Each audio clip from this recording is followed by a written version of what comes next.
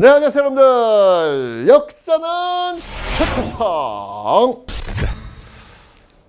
여러분들, 젊음이란 무엇일까요? 젊음은 늘 새로운 시대, 변화를 꿈꾸고 있는 그 세대가 아닐까라는 생각이 듭니다. 역사적으로 볼 때도 개항 이후에 새로운 변화를 이끌고 나가려고 했던 사람들은 젊은 사람들이었어요. 그리고 어쨌거나 기존의 틀을 지키려고 하는 사람들은 연배가 좀 있으신 분들이었죠. 그런 것 같아요. 이 개항 시기에서 이 새로운 시대를 이끌려고 했던 그 사람들을 보면, 그러니까 쉽게 얘기하면 100여 년 전 신세대, 100여 년 전 신세대들이라고 할 수 있겠죠. 정말 이 세상이 바뀌고 있잖아요. 예.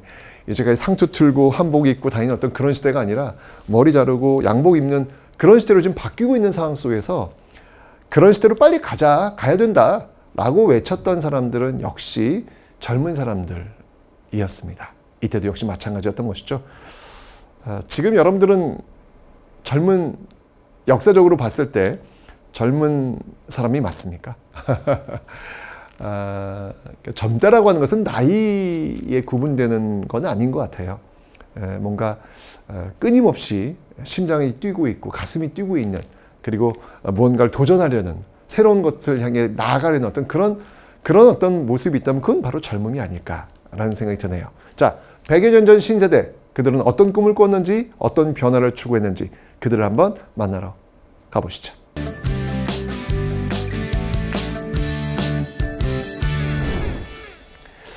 자, 지금 보시면 알겠지만 여러분들, 이렇게 개화파와 위정척사파로 지금 강화도 조약 이후에 세력이 나뉜다라고 설명을 드렸습니다. 개화파는 말 그대로 받아들이자, 개화 문 열고 받아들이자. 위정척사파는 성리학적 질서를 지키고 사악한 무리들을 배척한다. 사악한 건 바로 이제 서양 문물이 되겠죠. 이런 거 배척하는 그런 보수 세력이라고 볼 수 있겠습니다. 뭐 지금으로 본다면, 우리가 지금 용어로 본다면 이쪽이 이제 진보 세력이 되는 것이고 이쪽이 이제 보수 세력이 되는 것이죠. 자, 어쨌건 이 개화파는요, 다시 또 두 세력으로 나뉩니다. 받아들이자라고 했는데 속도의 문제예요. 좀 천천히 받아들이자라는 쪽과 빨리 받아들이자라는 쪽으로 나뉘게 됩니다. 그러니까 이게 진보 세력도 여러분들 온건 진보가 있고 급진 진보가 있잖아요. 똑같은 거예요, 여기도. 온건파와 그래서 급진파로 나뉘게 되는데, 이 온건파가 주로 주로 이 개화를 주도하고 있는 정부 세력들과 연결되어 있습니다. 왜냐하면 어쨌거나 정부는 책임을 져야 되기 때문에 너무 빠르게 변화하는 거에 대해서는 두려울 수 있죠. 그래서 이 온건 세력들은요, 모델이 뭐였냐면 당시 청나라의 양무운동이라는 게 있어요. 양무운동의 핵심은 뭐냐면 중체서용이야. 그러니까 중체, 말이 어렵죠. 이게 뭐냐면 어렵지 않아요. 중체서용은 중국의 몸은 그대로 있고 겉모습은 똑같아, 중국이냐. 대신 서양의 기술들만 사용한다는 이야기예요. 서양이면 무기나 이런 게 좋으니까 그런 것들만 좀 배우자라는 겁니다. 여기서 연결돼가지고 이제 우리가 얘기했던 게 뭐냐면 동도서기예요. 그러니까 동쪽의 정신은 그대로 있고 서양의 기술만 받아들인다라고 하는 동도서기의 입장에서 이야기를 하고 있는데, 이 온건파를 이끌고 있는 대표적인 인물이 바로 김홍집입니다. 김홍집은 정말 개항 이후 개화 세력의 주인공이라고 보시면 돼요.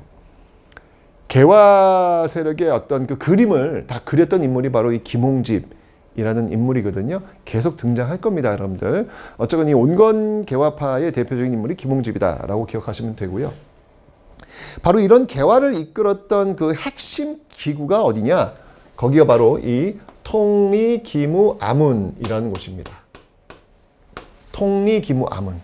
여러분, 여기 기억하실 게 뭐냐면 나중에 90년대가 되면요. 90년대가 되면 정확히 얘기하면 1894년인데 이때 이 개혁을 이끌었던 곳은 어디였냐면 군국기무처입니다. 군국기무처입니다. 여러분, 요거 기억해 두세요. 이건 지금 80년대예요. 80년대 지금 80년대 지금 통리기무아문이 개화 정책을 이끌고 있고요. 그러니까 90년대는요. 이게 이제 갑오개혁대인데 90년대 때는 군국 기무처가 개화 세력을 이끌고 있습니다.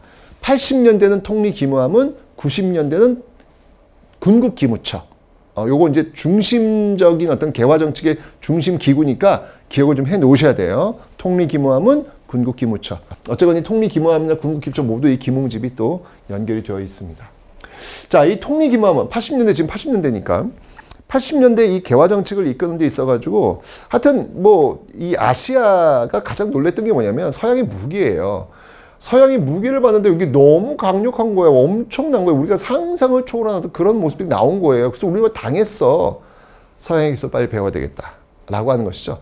그래서 제일 먼저 이게 뭐냐면 군사, 군대, 이거 옛날 군대로는 안 되겠다 라고 해서 신식 군대, 신식 무기로 무장한 신식 군대를 만들려고 합니다.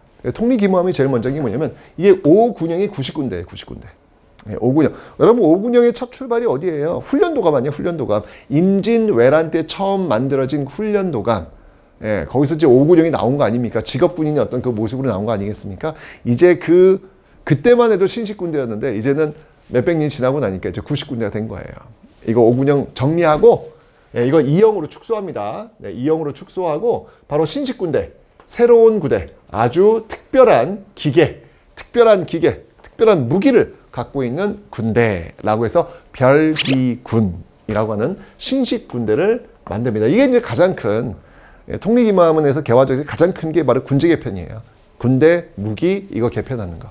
그거 일을 하게 된 겁니다. 근데 하여튼 뭐 중요한 게 뭐냐면 항상 이 변화에는 또 피해를 보는 사람들이 있어요. 쉽게 보세요, 여러분. 5군형이 2형으로 축소했잖아. 그럼 이 직업군인들이 어떻게 된다니까요? 정리해고 됐다는 얘기예요. 뭔가 새로운 거를 하려면 새로운 사람들을 채우다 보면은 예전에 있던 사람들을 쉽게 얘기하면 자르는 거지 뭐. 그죠? 이런 또 아픔들이 있어요.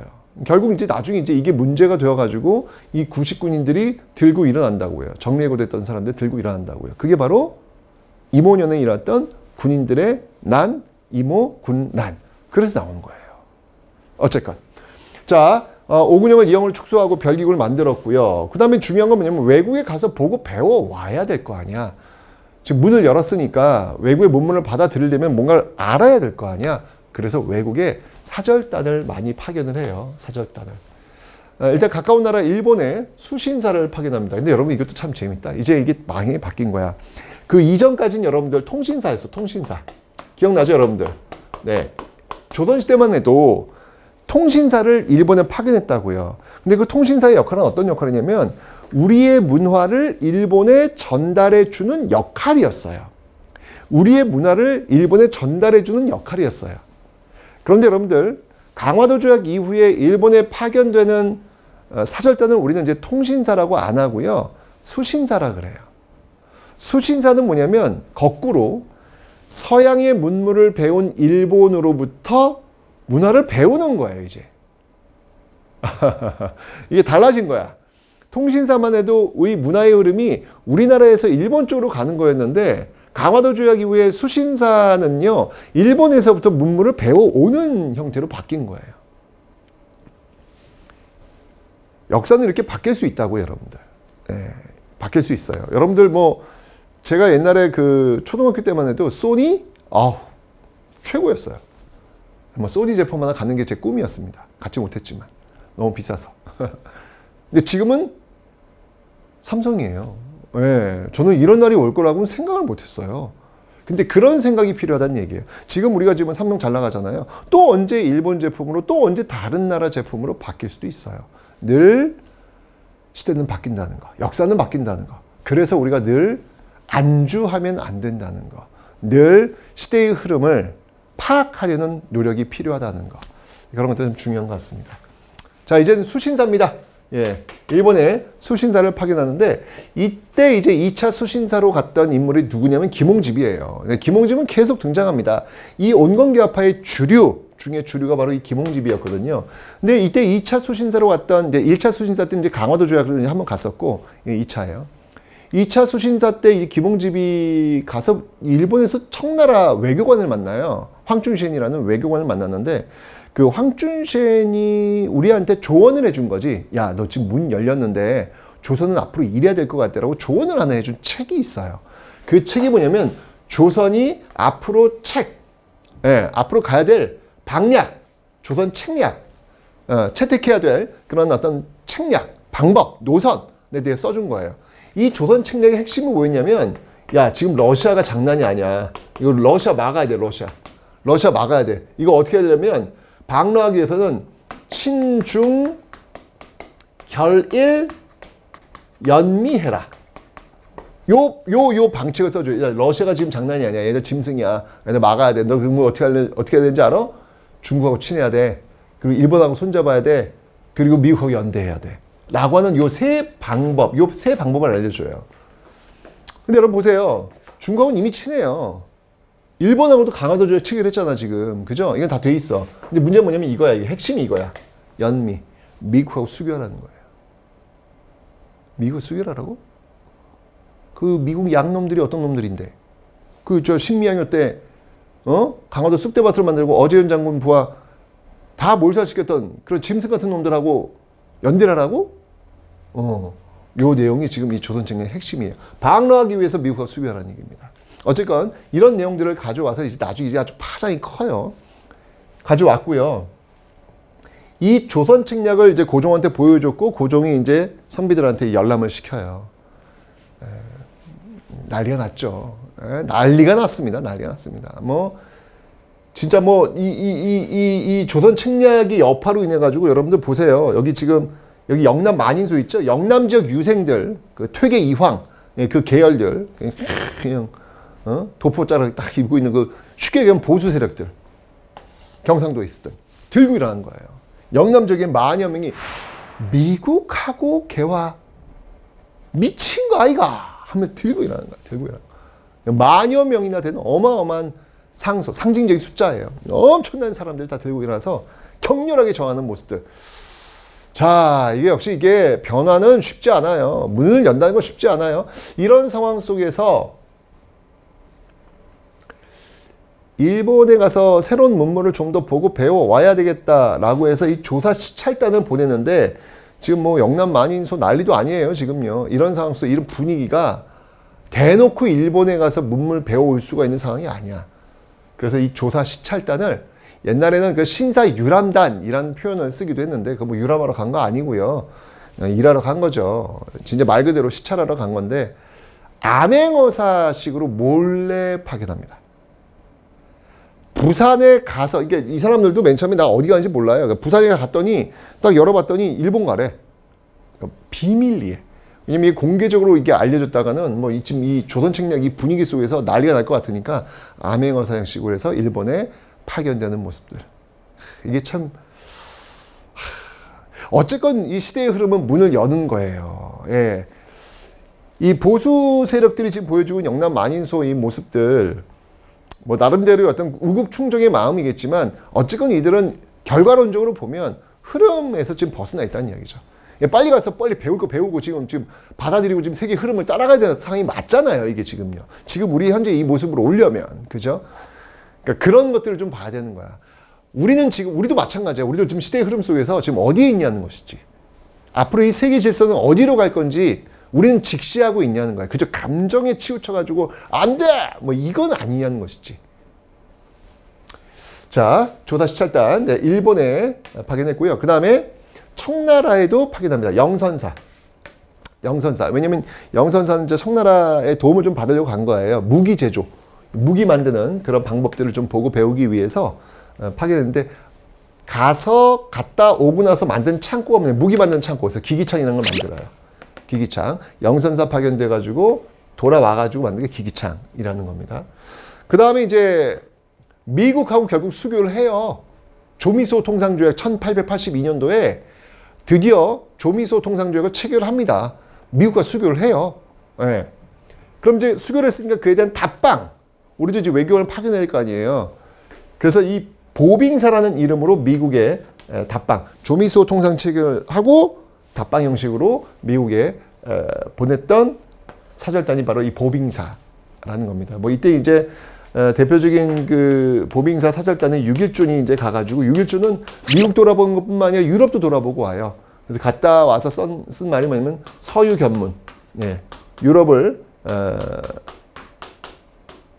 서구 세계를 유람하고 나서 서양 세계를 유람하고 나서 보고 온 그 책자를 씁니다. 아우 뭐 놀라운 경험이에요. 막 가가지고 막 기차 타고 놀랬고요. 막 엘리베이터 막 타고 놀래고 뭐야 갑자기 막 올라가잖아. 얼마나 놀랬겠어요. 그런 새로운 어떤 신식문물들을 접하게 된 어떤 그런 경험들을 하게 됩니다. 자, 어쨌든 이제 이 개화파들에 의해서 이제 이렇게 개화 정책들이 추진이 되고 있는데 또 다른 세력들도 있었어요. 급진파들이 있는데요. 아까 온건파가 청나라, 우리와 친한 청나라와의 어떤 모델을 좀 따라가고 있다면 급진파는 청나라처럼 하지 말고 다 바꾸자. 일본이 그랬거든요. 일본이 메이지 유신을 통해 가지고 다 바꿨거든요. 이걸 우리는 뭐라고 하면 문명 개화라고 합니다. 싹 바꾸는 거예요. 보여있는 외관만 바꾸는 게 아니라 우리의 시스템, 우리의 정신들조차도 바꾸자는 이야기예요. 그 대표적인 인물들이 바로 김옥균, 박영효, 홍영식, 서광범, 서재필. 이들의 평균 연령이 20대예요. 이들의 평균 연령이 20대예요. 20대 정말 100여 년 전 신세대들, 그 신세대들이 좀 더 빠르게 세상을 좀 바꿔보자라고 주장하고 있더라라는 이야기죠. 자, 어쨌건 이 개화파에 의해서 문은 열렸고 그들에 의해서 외국의 문물들이 지금 수용되고 있는 과정. 하지만 여러분들 이런 개화 방향과 흐름은 맞아요. 하지만 그 안에서의 저항은 만만치 않죠. 그래서 이런 데서 보고 배워야 될 건 뭐냐면 그런 어떤 이 개화의 흐름이 맞다면 그 개화의 흐름 속에서 피해를 보는 사람들을 어떻게 보듬을 수 있을지를 또 고민하는 게 필요한 거예요. 그거를 제대로 못합니다. 어떤 일들이 벌어질지. 개항 이후 개화 정책을 추진하는 과정 속에서 벌어지게 될 그 갈등의 내용들 다음 시간에 만나보겠습니다.